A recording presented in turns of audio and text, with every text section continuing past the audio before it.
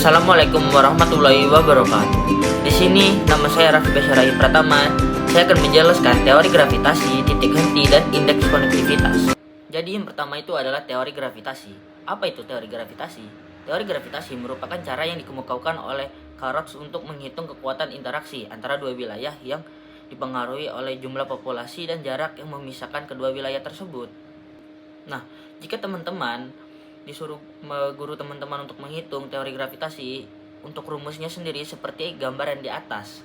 Nah, jadi IAB yang merupakan interaksi antara A dan area B. Nah, untuk PA jumlah penduduk di area A. Jadi PB itu jumlah penduduk di area B. Nah, jadi JAB jarak antara area A dan area B. Yang kedua, ada teori titik henti. Apa sih teori titik henti itu?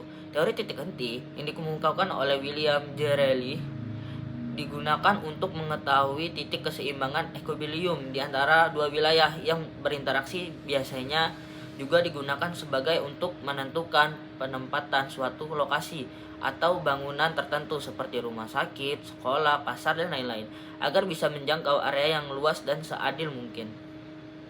Nah, di sini juga teori titik henti itu memiliki rumus atau cara menghitung. Jika teman-teman disuruh guru teman-teman untuk menghitung, nah di sini ada rumusnya. Untuk rumusnya sendiri seperti gambaran di atas.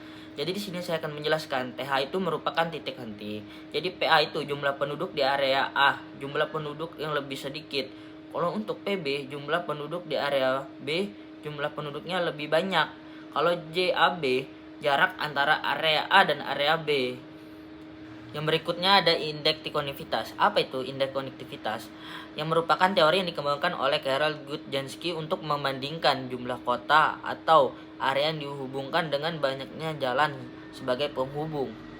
Nah, dari teori ini bisa terlihat kekuatan interaksi yang disebabkan oleh banyaknya sarana penghubung antara tempat. Jadi, hasil perhitungan juga dapat berdampak dengan perkembangan infrastruktur atau mobilitas dan lain-lain. Nah, jika teman-teman disuruh guru teman-teman untuk menghitung indeks konektivitas, untuk rumusnya sendiri seperti gambar yang ada di atas. Nah, apa sih? Jelasin dong seandainya disuruh. Nah, B berarti beta, indeks konektivitas. E, jumlah jalan penghubung kota. V itu jumlah kota atau area. Nah, berikut ada contoh soal yang terdapat di atas.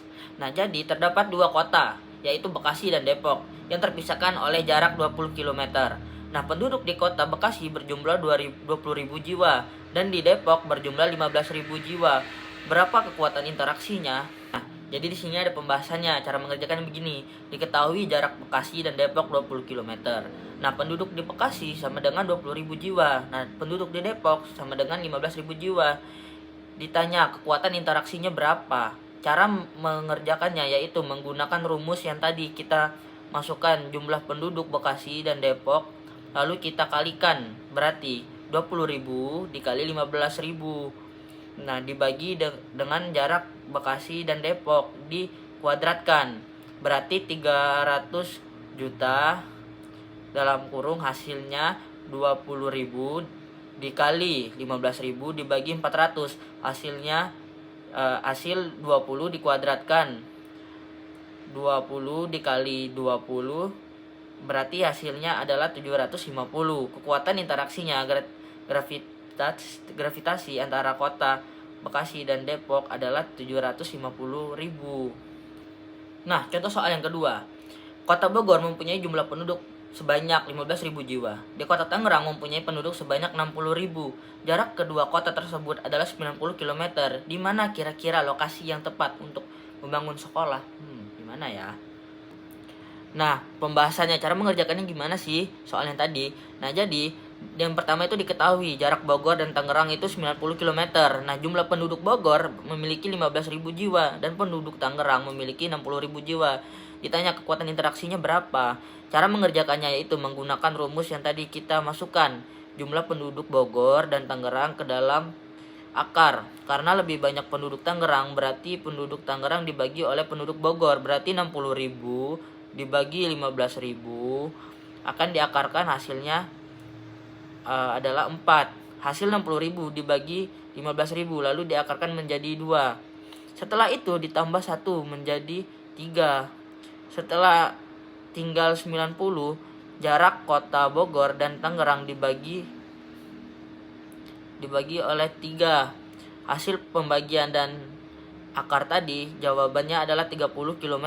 Berarti pembangunan sekolah harus dibangun 30 km dari kota Bogor karena penduduknya lebih sedikit. Baik, saya Raffi Basyarai Pratama. Sekian dari saya meminta maaf ada kata-kata yang kurang atau presentasi yang saya jelaskan atau ada yang kurang. Baik, saya akhiri. Wassalamualaikum warahmatullahi wabarakatuh.